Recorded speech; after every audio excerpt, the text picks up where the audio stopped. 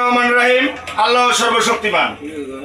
লোহালি ইউনিয়নে 5ই আগস্টের পর ফ্যাসিজম চলে যাওয়ার পরে একটা জিনিস আমরা লক্ষ্য করেছি, সেটা হচ্ছে সর্বপ্রথম হচ্ছে গরু চুরি।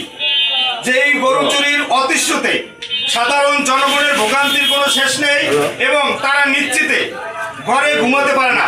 তাদের সারা রাত একজনের পর একজনের জেগে থাকতে হয়। পটুয়াখালী সদর আমাদের যে লোহালি ইউনিয়নের যে প্রশাসন আছে, আসলে তারা কতটুকু এইটা নিয়ে কাজ করছে আমরা জানি না, তবে আমরা এটার কোনো ফল পাই নাই। আজকে সাধারণ জনগণ তারা খুব অসহায় আছে, চোরের কাছে অসহায়। লোহালি ইউনিয়নে মাদক সেবিকা এবং মাদক বিক্রেতা তারা যে একটি আক্রোশন গড়ে তুলেছেন, এই আক্রোশন অনেক বড় আকার ধারণ করেছে।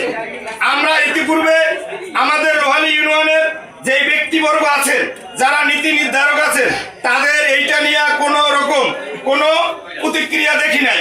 কিন্তু আমরা সাধারণ জনগণের নিরাপত্তার জন্য, সাধারণ জনগণের সুন্দর ভবিষ্যৎ করার জন্য এবং এই লোহালি ইউনিয়ন মাদক মুক্ত করার লক্ষ্যে আমরা অঙ্গীকারবদ্ধ।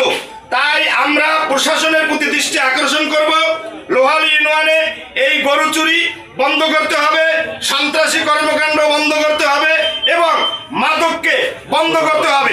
আমাদের গণপ্রজাতন্ত্রী সরকারের প্রধানমন্ত্রী বিএনপির চেয়ারপারসন জনাব তারেক রহমান যেই বাংলাদেশ গড়তে চাচ্ছে, আমরা সেই বাংলাদেশ গড়ার লক্ষ্যে আমরা সবাই নিজ দায়িত্ব থেকে নিজের জায়গা থেকে আমরা দায়িত্ব পালন করব এবং সবাই সচেতন থাকব। আমি আইনের প্রতি দৃষ্টি আকর্ষণ করছি, আপনারা এই লোহালি ইউনিয়নে মাদক ও চোরের বিরুদ্ধে অতি দ্রুত অভিযান চালাবেন, এই আশাবাদ ব্যক্ত করে আমি আমার সংক্ষিপ্ত আলোচনা এখানেই শেষ করছি। বাংলাদেশ